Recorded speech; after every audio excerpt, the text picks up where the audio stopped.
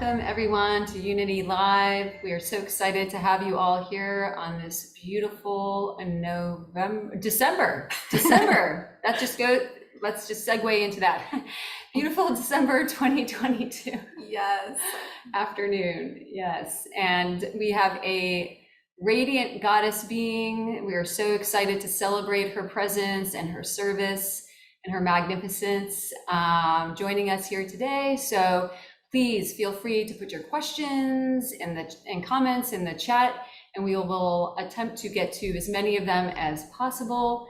And yes, let's dive in. Yes, such an exciting conversation. It's such an honor to connect with you today, Celeste, and we're going to be exploring all about sacred medicine and the incredible work that you are doing. And so I'd love to share just a little bit of your bio and your magnificence. So Celeste Palmer is an intuitive transformational guide, sacred sound cellular alchemist, and curandera of traditional medicine of the Amazon.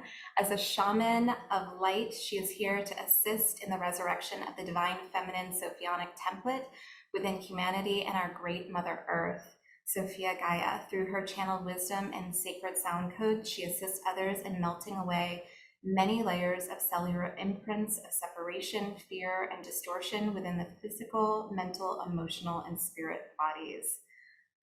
Wow, welcome. Thank you. Yeah. Thank you for having me. It's just such an honor to be here. I'm thrilled for the upcoming conversation.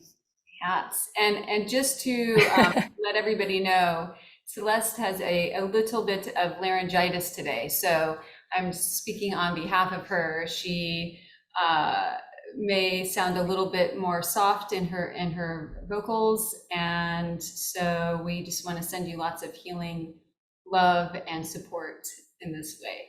Thank you. Yeah,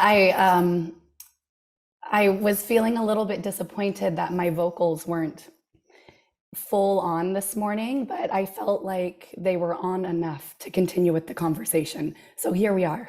Yes, I was excited when we landed in that space of the show will go on. Yes. The show will go on. Yeah, so let's dive in. You know, I know that so many people are familiar with plant medicine, and plant medicine is such a vast category of consciousness. So can you share a little bit with everyone about your journey here, your journey in its totality, you know, and how you kind of came into this greater space of ascension and awakening and spirituality, and how plant consciousness called to you, and how that has become part, you know, on the forefront of your service here? Yes, absolutely.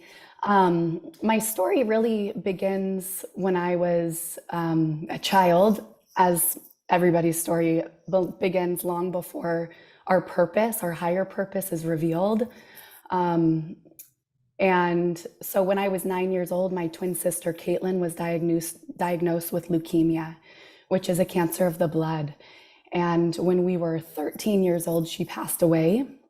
And a few years later, my father got sick, and it was, I believe, an expression of his unhealed grief and rage manifesting physically in the body.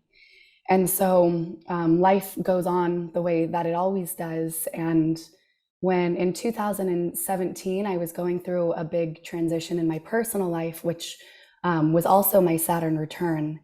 And I was transitioning out of a marriage, and I was working in corporate America selling software. And I just had this like deep knowing that the life that I was living was not my life. It wasn't meant for me. It felt really inauthentic. And so I made a really courageous decision to quit my job. And I wasn't entirely sure how it was going to work out or unfold, but as it always does, the universe came in to support me. And so a series of events lined up, affording me the opportunity to travel. And so I was living in Austin, Texas at the time, and I was participating in my final yoga class in Austin, and I met a gentleman, and we just started talking, and he was telling me about his life-changing healing experience in the Amazon, specifically with ayahuasca. And so it was kind of like, it was just this divine knowing, like the word, as soon as it rolled off his tongue, it just vibrated within me, and I knew that this medicine was for me. And so he connected me with his shaman, and it didn't work out, but I ended up finding a retreat center in Europe where I was traveling at the time. And it was, I really arrived at the retreat to kind of like asking for direction and for clarity. What's my purpose? Why am I here? And I had also heard rumors that this medicine could connect you with loved ones or deceased ancestors. And so that's why I arrived. And when I sat in my first series of ceremonies, it changed my life, for lack of better words. And it absolutely revealed to me my path and my higher purpose. And it was within, I think, the third ceremony. And I'm not sure why I remember this, the number or the significance of the third ceremony, but it feels really special, it being the third ceremony. And the shaman leading the ceremony, it was clear that he was my teacher. And I received a vision of myself walking through the jungle barefoot. And with every step that I took, a flower would blossom up out of the footprint that I left behind me. And then, so I understood that as an invitation to the jungle. And as soon as I understood that, ayahuasca catapulted me like far into my future, where I was an old woman with gray hair and wrinkly lips, and I was singing Icaros. I was singing sacred medicine songs, and I was leading ceremony as shaman. And so that is, that's my story in a nutshell. Full body chills. Yeah. Yeah. Like, I don't know, well, I do know actually. Yes. I feel, the consciousness of ayahuasca so, present with us. And, as you're sharing your story, you've really, brought us into, the deep wisdom and connection and grace of when one listens to that inner calling, that inner knowing, and follows those divine breadcrumbs, in the courageous way in which you have. And so, fast forwarding it to now, right? And I'm, having known you for a while now, know how profound and expansive and amazing, your path has been, even from that point, leading to this now moment. So share a little bit with us, if you would, about the consciousness of ayahuasca, and about her physical presence here. Mm-hmm. And I know you make a very, amazing and purposeful distinction between the vine, the pure vine, and the brew. And I feel like, even for myself, having been on this journey for quite some time now, I never knew, this of her and that distinction. So until you shared it with me. So. Yeah. So ayahuasca is most commonly spoken about so ayahuasca is a vine. Standalone, ayahuasca is a vine, and its scientific name is Banisteriopsis caapi, or B. caapi. And the power of the medicine lies within the vine. It's most commonly known and participated in a brew form, where the vine of ayahuasca is brewed in combination with another plant or a few other plants. Most commonly, it's a bush or a plant called chacruna, and this plant contains DMT. And so the two in combination together is what creates the psycho-spiritual journey that really gives ayahuasca its fame and its glory, and is what most people seek this medicine for, is like a out of this world quantum psychedelic experience. And it's absolutely profound in that way. I see it like ayahuasca, or the DMT component, the chacruna or jurema. There's other plants that could offer this. It kind of allows us to understand the profundity of the power of the vine itself. But we don't need the chacruna in order to heal with this medicine. And so it really is a personal decision. Some people could absolutely benefit from having the psychospiritual psychedelic experience, and that could be dangerous or not aligned for another person who could benefit from the medicine of the vine, the pure vine, standalone. And so it's interesting as well, because the two components, if you drink them separately, they wouldn't have the same effects. And so ayahuasca contains a chemical, the vine itself contains a chemical compound which allows the DMT to penetrate the blood-brain barrier. Otherwise, our body just disposes and digests the DMT too quickly for there to be any sort of psychedelic effect. And it feels important also to share that this medicine, it's relatively more recently that ayahuasca and the other component were being brewed in this way. And I don't know if it was like hundreds of years ago or thousands of years ago, or as far as like linear time goes, but in the jungle, the plant consciousness, they teach the medicine carriers or the forest guardians, the people of the jungle or the forest, how to work with these plants. And so it's said that in a dream, a shaman or the healer of the village received the information and was guided to combine these two plants to create this new experience. And I believe that ayahuasca, it's really starting to spread at a quite rapid pace.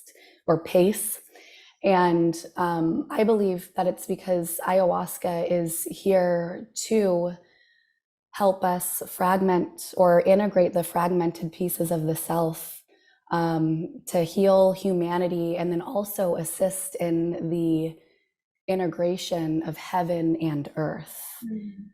And so it feels like this medicine is really here when worked with intentionally and appropriately and with reverence and also an active participation to help assist in the awakening of humanity. Yeah, fantastic. I would love to back up to your story, because it is just incredible. And, it's such a journey of following your authentic truth, and a journey of courage. And just to hear you talk about this medicine, it's like such a depth of wisdom and knowledge. And it really feels as though you've been immersed in the jungle. And I'm just curious, have you been like, was that a part of your path? Like, where did you study and learn? And yeah, so I consider myself a dietera, which is, so the traditional way of learning. So where do I start? So I've spent a lot of time in the jungles of Peru, and I have a teacher there, and that's where I go to study. And when I'm there studying, I enter into a sacred practice known as la dieta, or the diet. And this is where I enter into sacred practice and sacred communion with a master plant teacher of that region. And so ayahuasca, again, she's the mother medicine. She is, and she has received that name for a reason.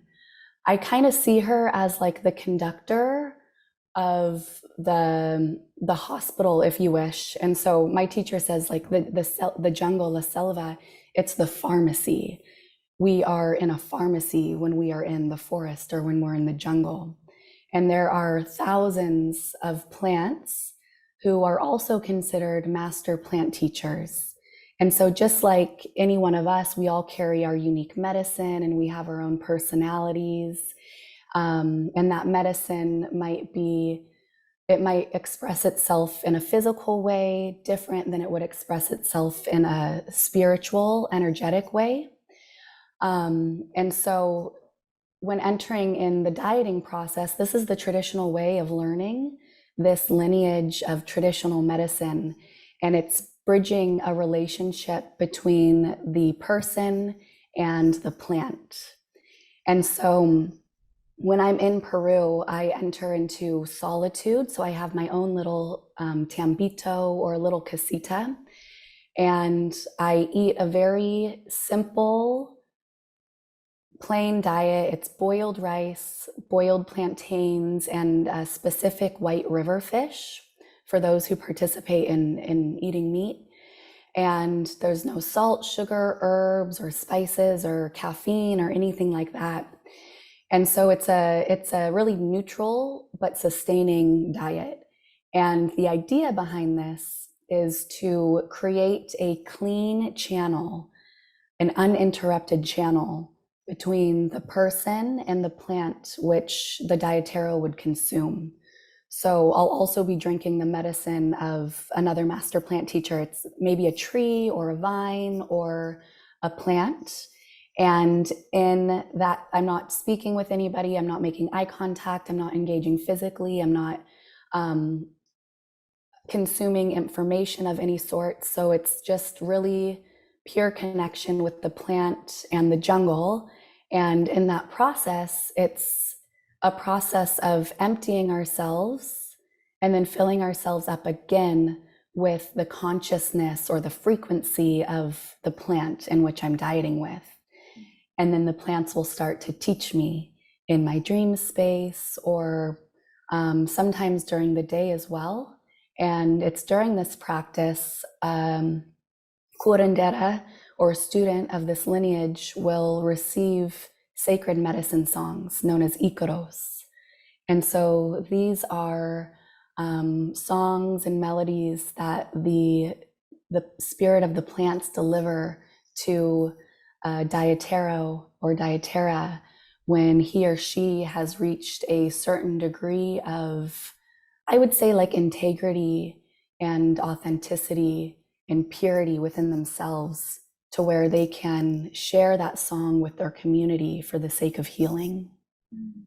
Yes, and I will say, having had the words cannot exemplify or do justice, but having had the honor to experience you participating, and leading ceremony and being there as, a divine space holder and witnessing the energetics of what took place through these songs that have come through you.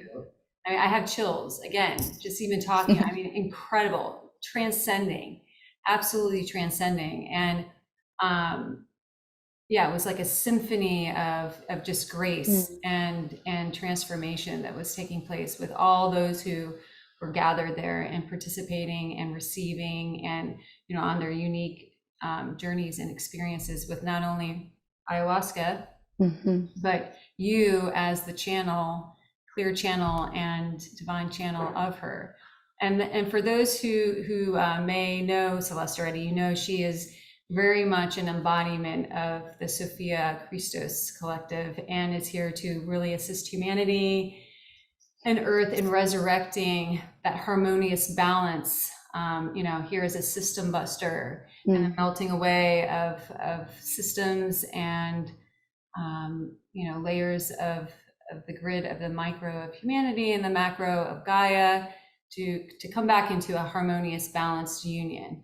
And that was certainly present within that experience as well. So not only, did I have the honor of witnessing these icaros but also the showering of radiant cosmic light. So yeah. Thank you. It was an honor to sing for you.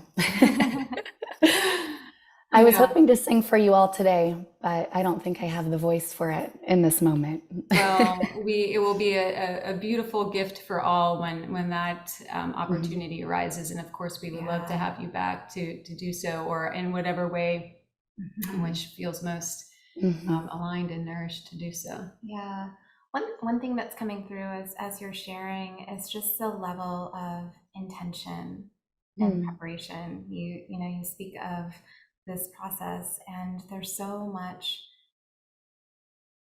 alchemy that takes place even leading up to engaging with the medicine.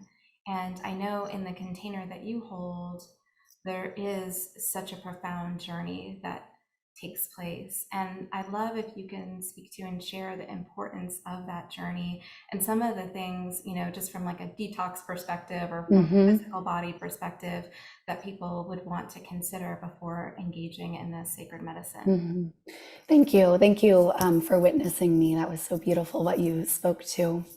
And you're absolutely right. This medicine is, one of the primary benefits or the purpose of this medicine is deep cellular purification. And that is purification on all levels of the energetic bodies, both within humanity as well as in the earth. And as you know, we are just reflections of what is happening to the earth, or the way the earth is expressing herself today. And so when things manifest in the body, oftentimes, and then same with the medicine, when we begin to purify ourselves, oftentimes we go through a physical purification first. And that's because we are closest, it's closest to the surface, and so it's most accessible. And so we kind of have to look at our healing journey as a process. And we first need to purify and clean up the physical body before we can get to the emotional and mental and spiritual bodies. And so in preparing to work with ayahuasca, there's a certain degree of, and not everybody approaches the medicine in this way. For me, it was very clear guidance as far as how I'm to facilitate this medicine. And that is for the safety of everybody involved. And it's also for the success and the potential of everybody involved. And so this medicine, it's an empowering medicine, and it really requires of us to step into active participation. So she's not going to fix us.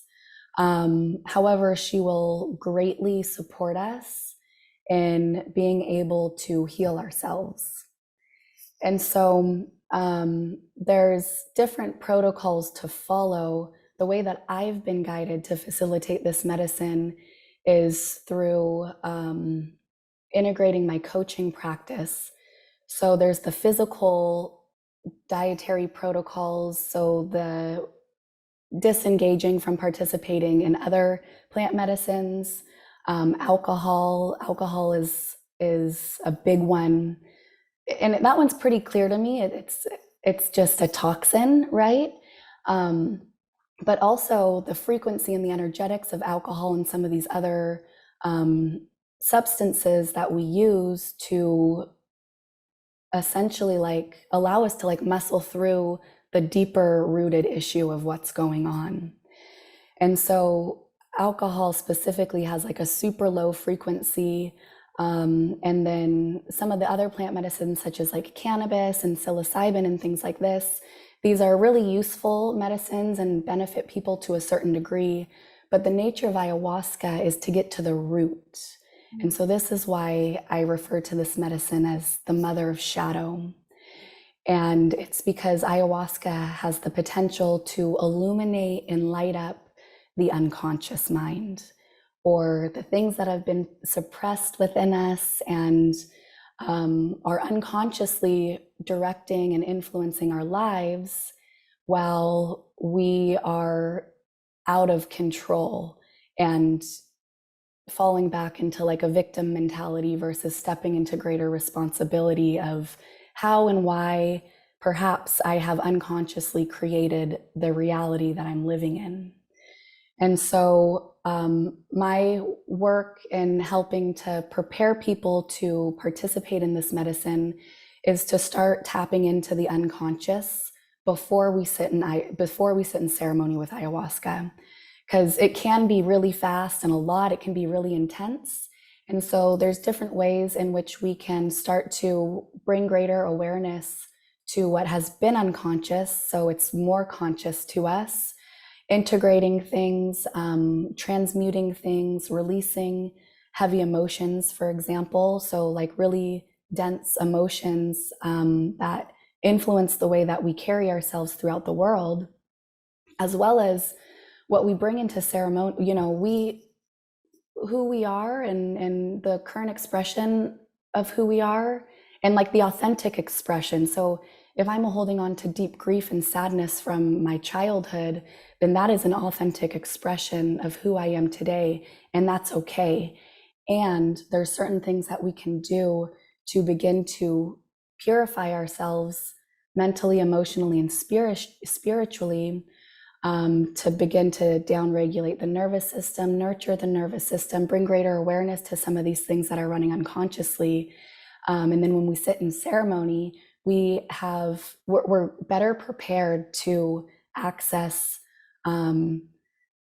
deeper states within the shadow realms of ourselves and remain in that place of neutrality and remaining in that place of total surrender, so that we can open ourselves to a greater degree, so that the medicine can come in and support us and carry us to the other side of the trauma that has been preventing us up until this point to fully express ourselves with total acceptance.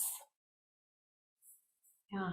And, and it's, I've seen, being on this path for a while now, and, practice, whether in private sessions or in group settings and so forth, how many, I've heard many stories of many different experiences and levels of participation where people have chosen to go and experience, ayahuasca and ceremony.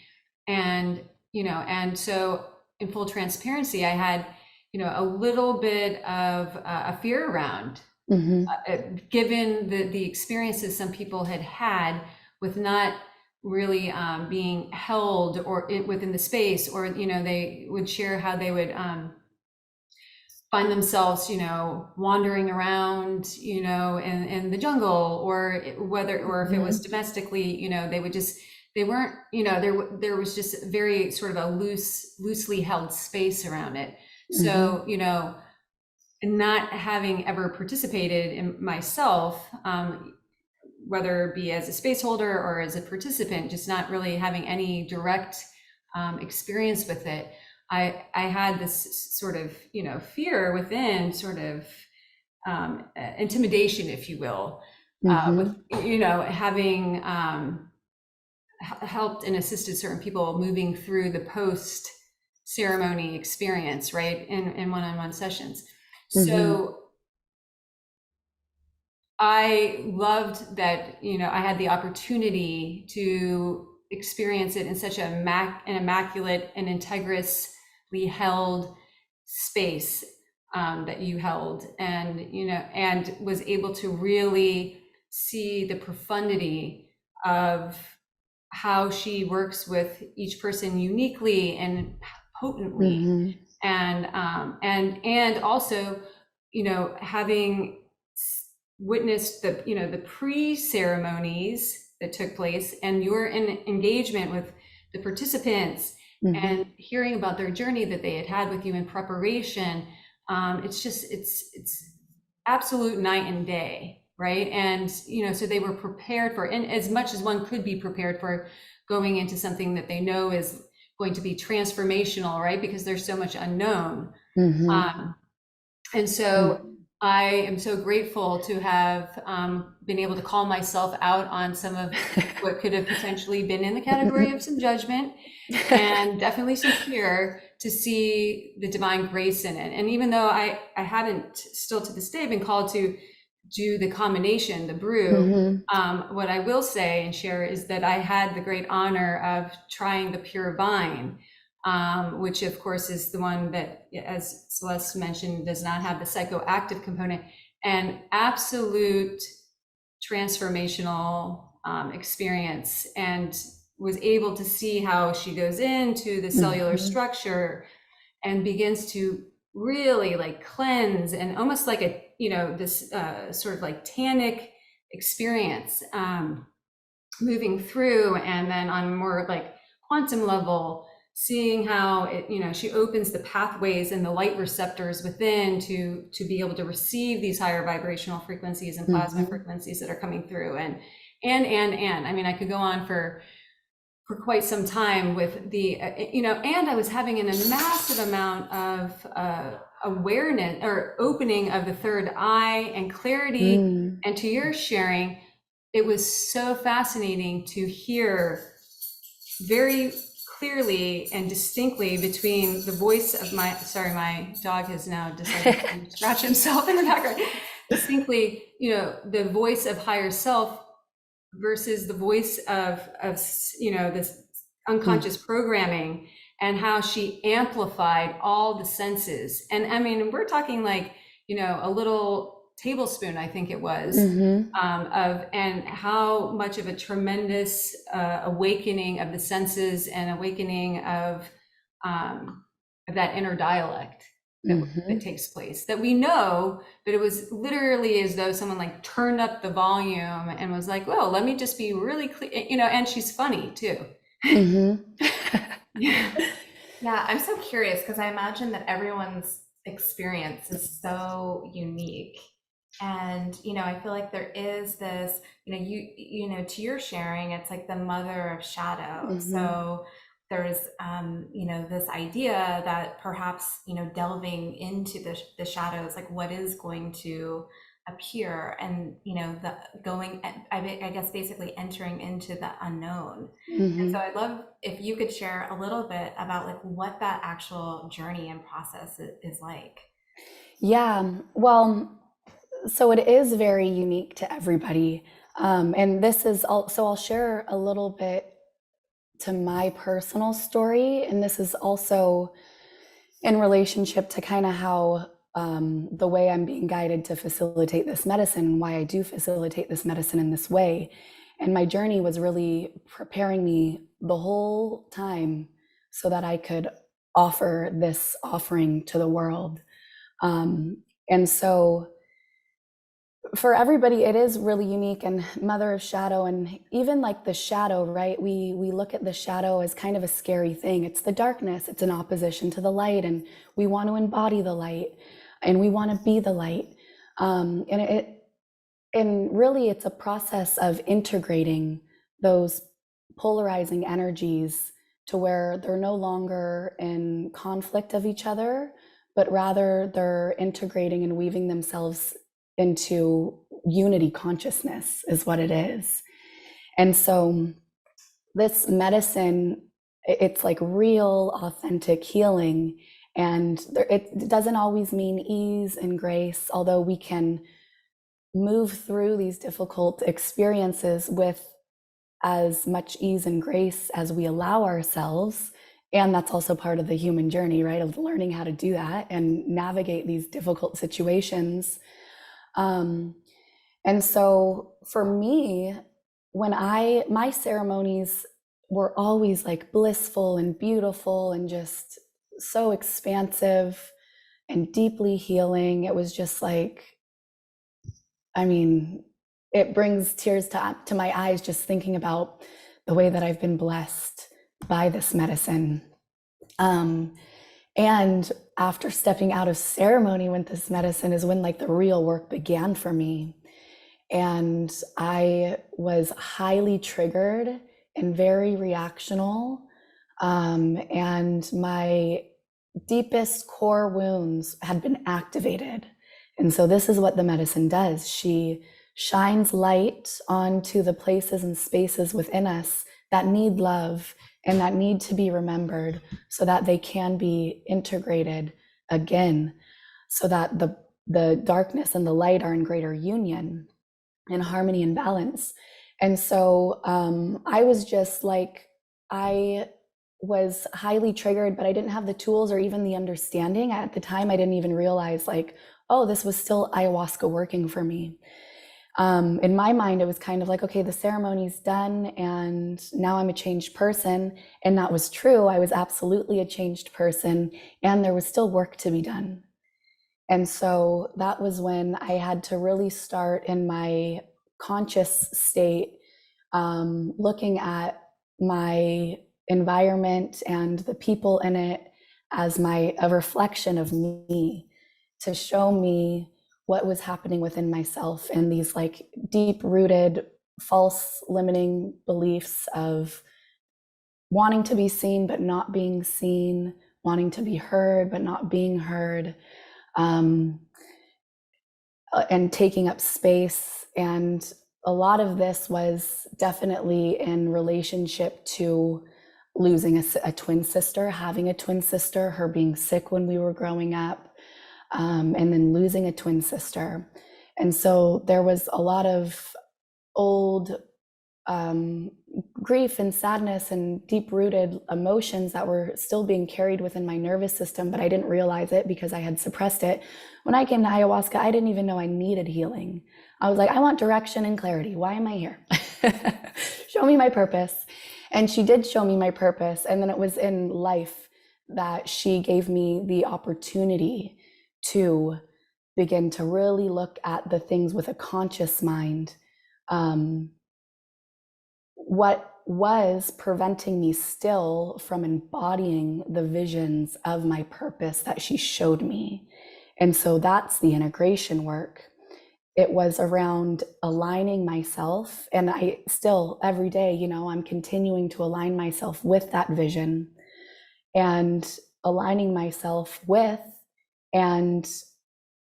the vision so I can greater embody it with integrity and authenticity, and allowing myself to surrender and let go of all of the things that are in opposition to my essence and my light and who I really am before I unconsciously picked up the programs and the conditioning of who I'm not really.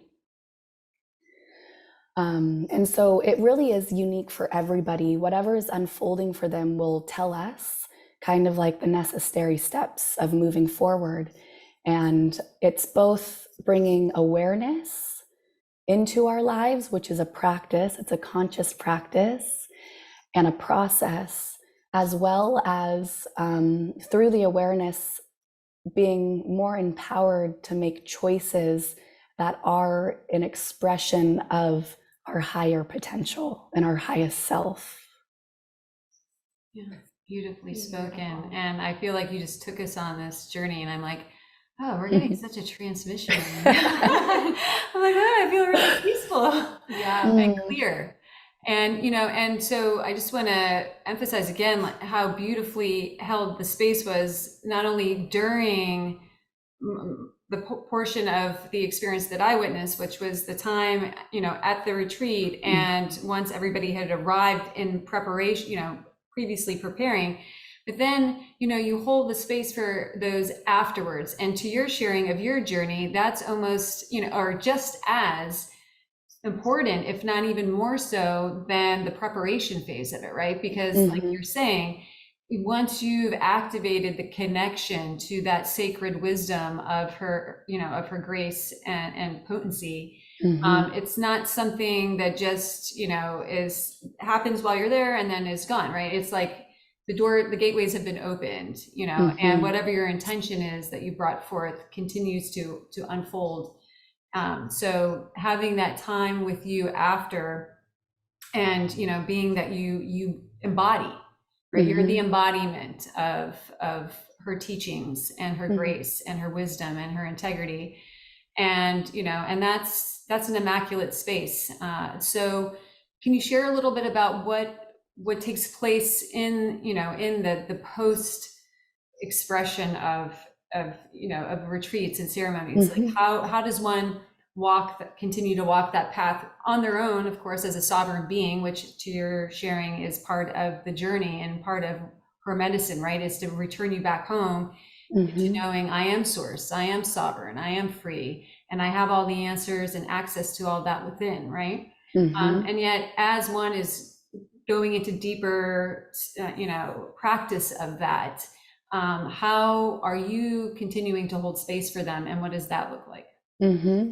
So one of the components of working with ayahuasca, and then the component that I'm bringing into my container, is a community space. And so we're meeting as a group to connect on a more regular basis and express what's coming up for us in our lives, both celebrating the rose and what is blossoming, as well as kind of the thorns that are presenting themselves as far as what's coming up for us that is challenging.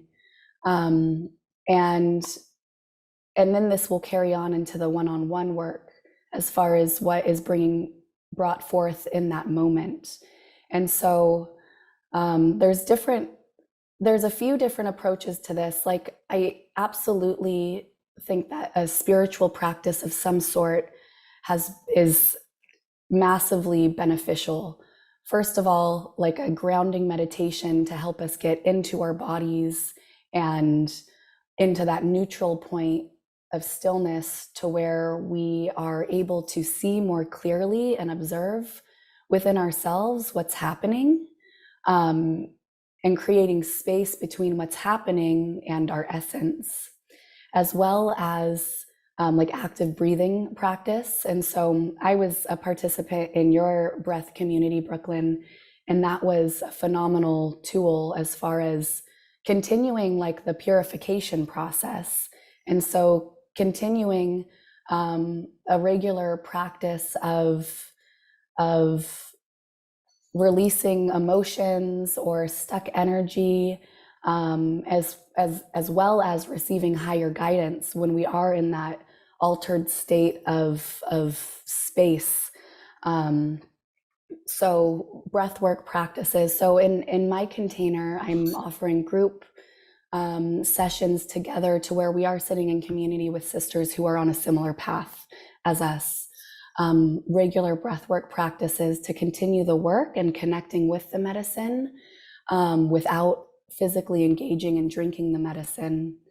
And then another thing that I feel is important to talk about is the healing crisis, which this is an understanding of what the path forward might look like. And having this understanding allows us to be at a greater degree of surrender when we are asked to let go of things.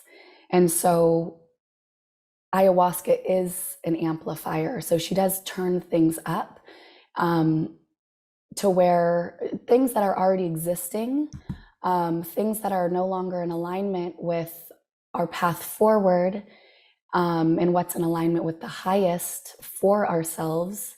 And so when we return to or re-enter into our usual life, we're going to see more clearly and feel more intensely those things that we are continuing to engage in that are no longer in alignment with our path forward. And so this is like the healing crisis, to where we will be asked to potentially make difficult decisions. And on a really simple degree, it's like, okay, the food that I'm how am I taking care of my body? How am I taking care of my vessel? And also understanding that when we plant the seed of ayahuasca, when we drink ayahuasca, we're planting the seed in our body. And so afterwards, tending to our body, tending to the soil of our body, so that the plant is supported and nurtured so that she can thrive. And support us. And so it's not to say that the path forward will be easy, because at times it won't be. At times it will be more difficult than anything you've experienced in your life, because you are being asked to make massive change at an accelerated pace with the support now of this medicine. And so perhaps it's a career shift, right? And there might be certain things that we need to align and take action towards. There might be limiting belief systems running that we need to be aware of. What's preventing me from making this shift? Practically speaking, what do I need to align in my life to allow me to make this shift? Or maybe relationships, a relocation, anything like that.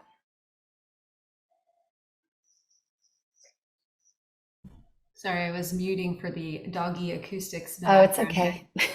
Yes, you know, I think that most people that enter into a relationship with someone such as yourself, who really is the embodiment, you know, likely have some sense of anticipation, you know, that they're going into a massive journey of transformation. But hearing you share these, you know, your journey and your experience with it, I feel like further assists people to have, you know, a deeper awareness of just to what degree and depth of soul alchemy and cellular alchemy that is participated in, you know, before, during, and after.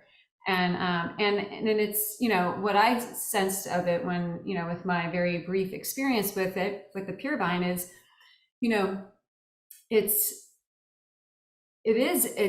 creates a clean slate for, you know, and the dieta that was given or, you know, shared with the food, right? The clean and pure foods and lots of, you know, colors and vibrancy and, but, you know, very cleansing foods that took place throughout the entire experience. It was, you know, and to the fact that you choose these locations that are so organically, you know, held within, you know, in this case, it was a bioreserve, right? It was just, everything was so pristine and clean, and just, you felt the embrace of Gaia, felt the full, you know, the cleanliness of the environment. So it was such an opportunity to get to know even more so all the layers of our own energetic field. You know, whereas normally when we're immersed in, you know, our daily lives, there are lots of EMFs and, you know, all different people, and we're bumping into them and, you know, experiencing their energy, and that's beautiful too, that's life. You know, but to have the experience where you really get an opportunity to know the greater depths of your own energetic field, and to feel what it's like to kind of start over fresh and then enter back into all the layers of our lives, and to see and feel and sense the contrast of that. It's like, okay. Yeah. It's a, there's just so many wake up calls to it, I feel like. Absolutely. Yeah, and with your sharing, I'm curious, are there physical benefits to participating with ayahuasca? Yeah, so the primary benefit of ayahuasca is to clean out the intestine and the stomach of like bugs and bacteria and parasites. So it's an anti-parasitic. And then energetically, it's also anti-parasitic, right? And so we're just purging all of that stuff physically, mentally, emotionally, spiritually. And also like so some people have referred to this medicine as a cure-all or a panacea. And that's not entirely true. And the reason that I say that is because, again, on the physical level, the medicine, it cleans our gut, it cleans our stomach. However, it also takes us to, and has the potential to take us to the root of of the suffering, or the physical manifestation of dis-ease and disease. And so that's where miraculous healing does take place in working with this medicine, is because she helps us to make conscious what was previously unconscious, and therefore manifested in whatever way, shape, or form that it manifested. Yeah, I love that. And I had the honor of witnessing one of your participants who may or may not have, you know, had an awareness of some dis-ease and discordance within their pancreatic function. And I witnessed, as the holder of the space, literally the pure vine going down and through and in, and I watched her higher self and layers of her, timelines that participated in the manifestation of the dis-ease go in and literally watched it completely transmute. And, and then I remember her remarking, the following day, and I wasn't guided to share this because it was just, in the place of holding space for it. Her mentioning how she felt like her physical body was completely different, like a completely different felt sense, and and the functionality that was taking place. And I thought, wow, what a confirmation of what was being witnessed there. It's really wild to watch people arrive, and then through the process, like their eyes begin to radiate or glow in a new way. Their smile somehow becomes brighter. And again, it's just like the releasing of those denser frequencies and the things that are in opposition to that radiance, which is our divine birthright. Yeah, I'm feeling as though there's this energetic connection with somehow opening and expanding the heart center. Is this true? Absolutely. Yeah. So, energetically, it's a massive heart opener. And there's this potential to really connect us with the pure essence of love, the original frequency, if you will. And so it's the releasing of, right, the thing, like the hurt and that we hold on to unconsciously, and then the activation of having compassion for those who have hurt us. Some people report perhaps their perpetrator or their abuser, whom they have hated most of their life, right?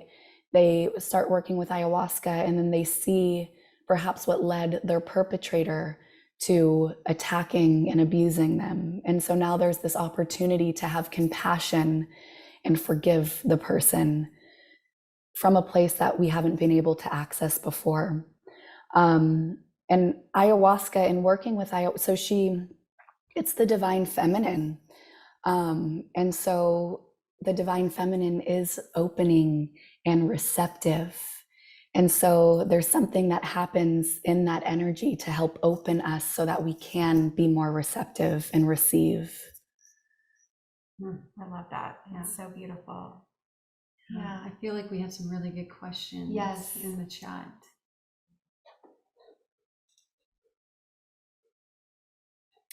Is there any spacing recommendations that are guidelines around, after taking the vine, engaging in an ayahuasca retreat, or, going back to participate again? Anything that you would share in that regards?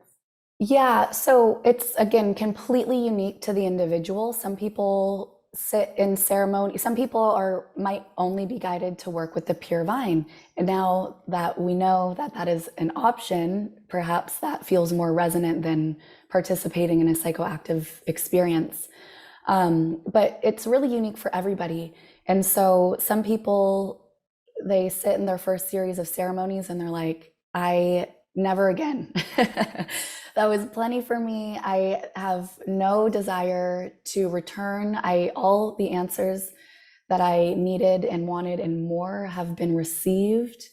Some people, like me, for example, I was really guided to get very intimate with this medicine, and I was engaging frequently, partly for my healing, and then partly to learn. And so I would say there's no set protocol, and that would be something that you would approach and feel into, and then perhaps speak with your facilitator as far as what is most aligned and opportune for you.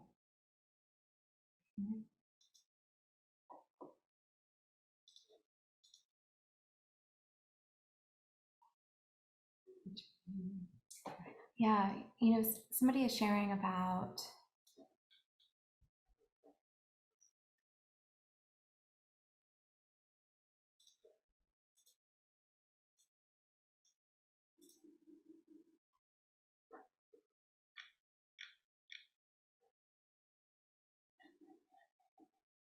Are there people that really should not participate in ayahuasca, would you say? And somebody is sharing about a bad experience where they didn't fully come back,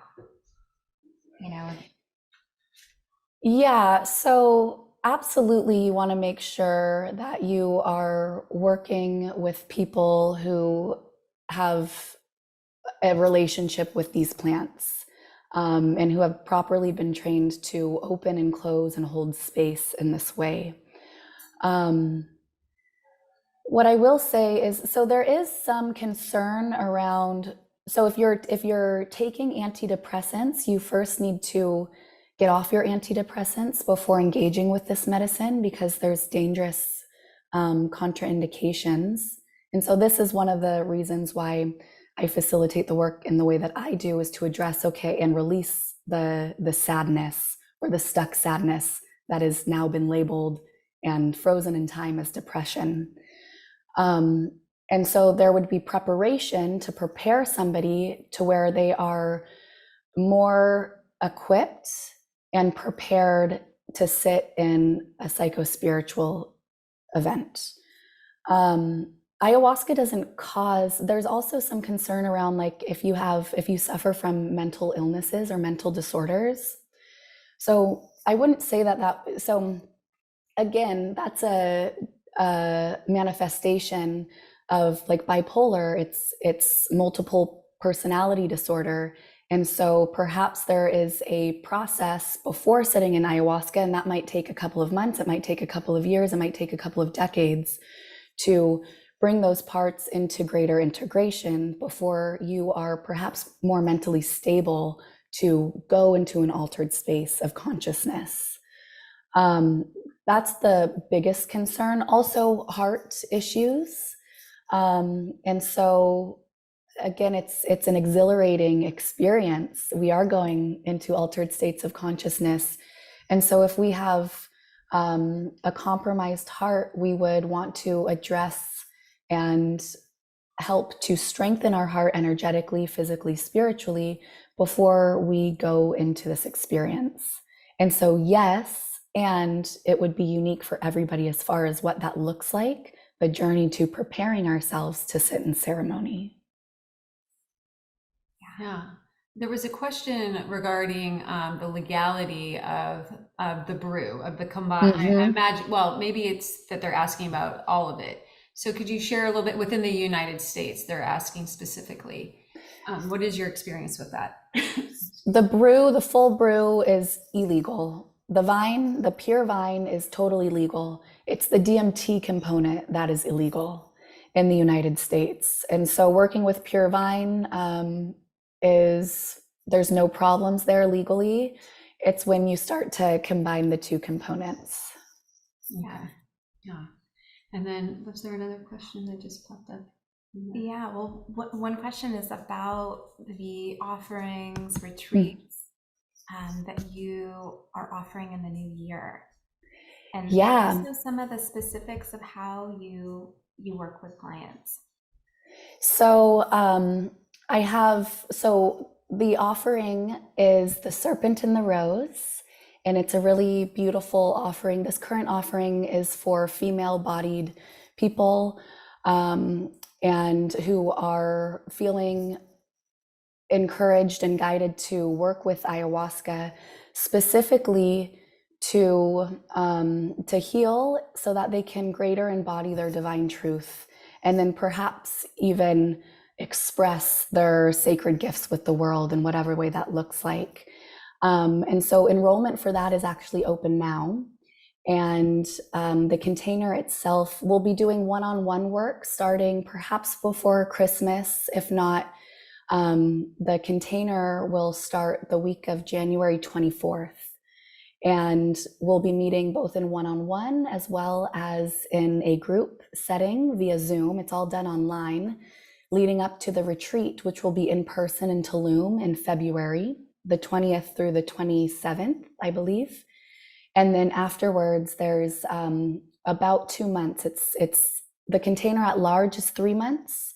And so a month before the retreat, the retreat itself, and then 7 weeks afterwards.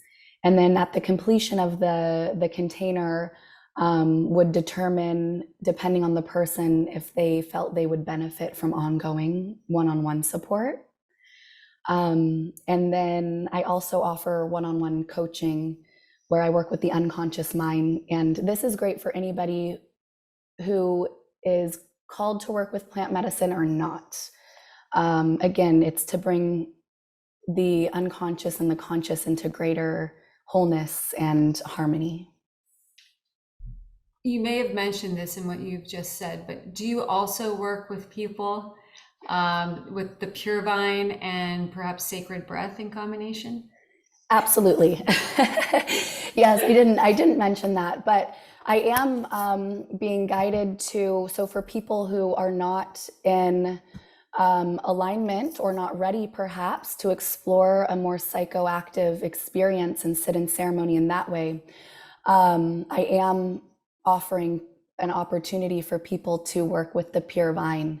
And depending on the person as well, and what their needs are and their goals and what they're going through, I am curating like a unique plan for the person. And then as well as that, that's like one-on-one work.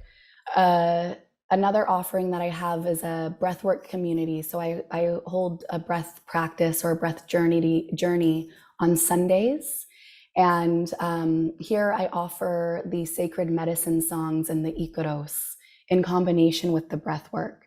And so this is an opportunity to engage with the spirit of these master plant teachers without necessarily participating in drinking their physical medicine until perhaps it better aligns for you in the future. Yeah. And let me just say, as having participated in your sacred breath with the Ikaros, incredible, absolutely incredible. I highly recommend everyone do it. Thank you. You feel called and feel in resonance. And I will share too, if I may, that I'm really looking forward to the Tulum experience in February, and am honored and grateful to be once again sharing and holding sacred space, and also offering some transmissions to participants. So thank you again for that opportunity. Thank you. Thank you so much. Yeah. So exciting, and so much beauty and all that you're bringing forward and sharing. Thank you. Anything that you feel guided to share? Any last words? So practically speaking, if anybody has questions, really you can just reach out to me personally and let me know in as much detail as possible what you're feeling guided towards, as well as what's happening in your life and what you're needing support with. And then from there, we can co-create an experience that would be most aligned for you in light of this medicine wanting to support you on your journey forward. Yeah. And it's just been such a pleasure. I really enjoyed this conversation. So thank you.